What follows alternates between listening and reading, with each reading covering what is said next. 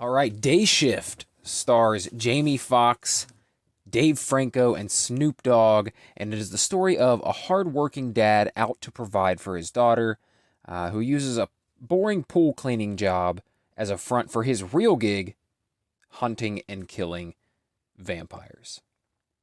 Now, the premise, it's pretty straightforward, right?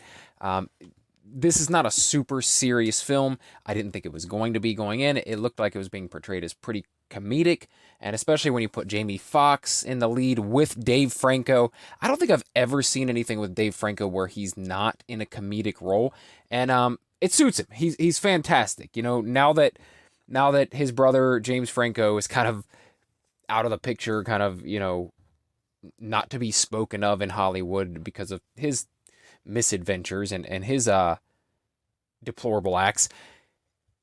Dave Franco is the next best thing. Without all the bullshit attached. And to be honest, he reminds me so much of his brother, and he's really good comedically.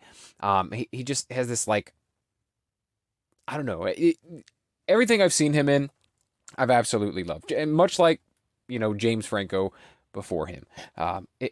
For me, he's a nice substitute for James Franco. I'm really enjoying him, and I will continue to enjoy him for years to come.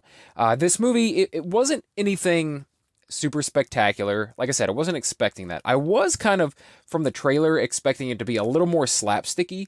I thought it would be a little more silly than it was, and I was kind of glad that it wasn't, honestly. The first half of the film is not all that silly at all. It actually, I mean, it's a pretty badass, action horror flick. I absolutely like the first half of it was really, really good. It got a little silly with the second half, when the stuff happens with Dave Franco. Quite frankly, quite literally loses his head. That that's where it gets a little silly.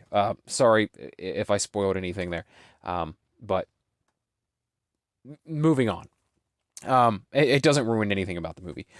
Snoop Dogg plays a great kind of, he's kind of like the old school badass of the vampire hunters. Everybody respects him, like everyone knows him as a badass.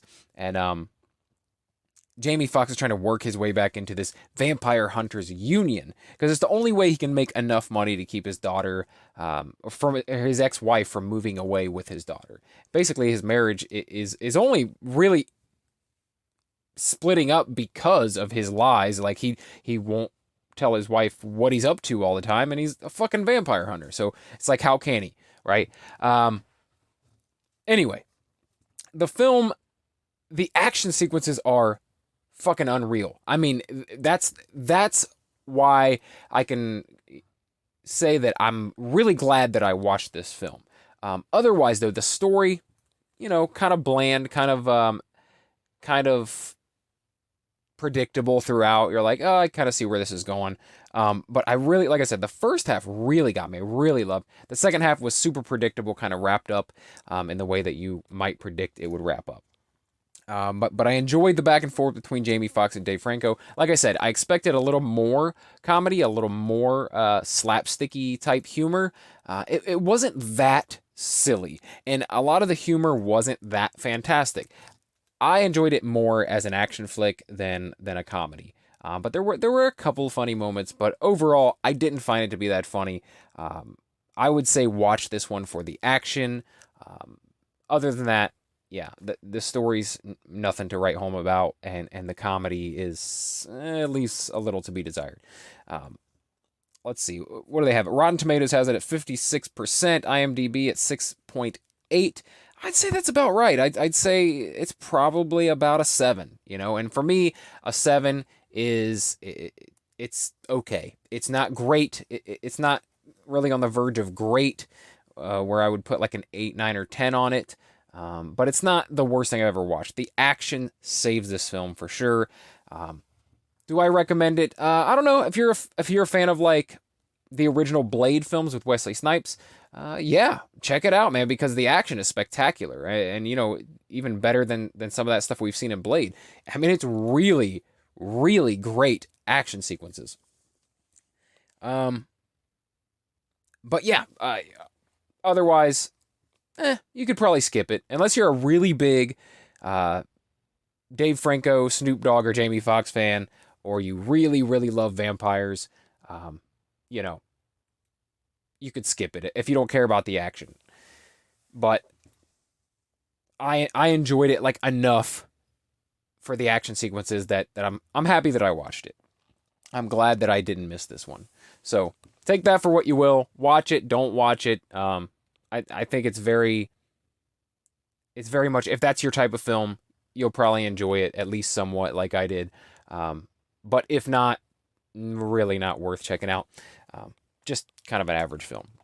Anyway, I've went on about it quite enough about how average and kind of boring, but still awesome it is in terms of action sequences. I'd love to hear what you guys think. If you've seen it already, let me know in the comments below. What did you think of this vampire flick with Jamie Foxx? I feel like the Jamie Foxx films on Netflix, I feel like these actors, they get like contracts, right? Chris Hemsworth has a contract for like several Netflix films, and Jamie Foxx, he was in that, I think it was called Power a couple years ago or something like that.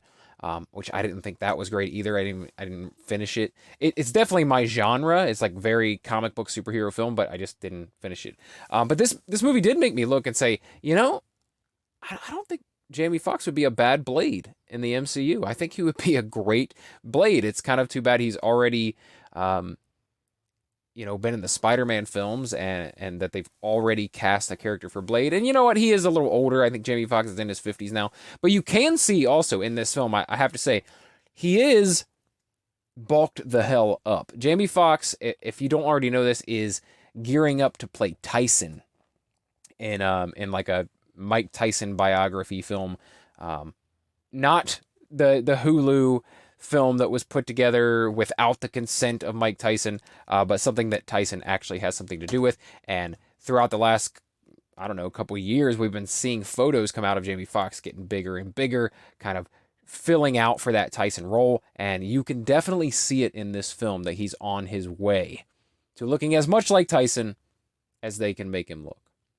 Anyway, like I said, video's long enough. Let me know what you thought in the comments below, or if you're listening in podcast form, you can always hit me up on Instagram or Twitter at RealBrettScott. And if you enjoy videos like this where I talk about movies, TV, films, entertainment, and pop culture, then please subscribe to the channel, because that's basically all I do here. I try to post as often as possible. I try to make it daily, but it usually doesn't happen daily. Let's be real. It's about every other day or something like that, at least a few times a week. I try to put out some sort of content. So yes, if you're interested in that, please subscribe for more. And if you do decide to stick around, then I will talk to you again tomorrow. Thanks.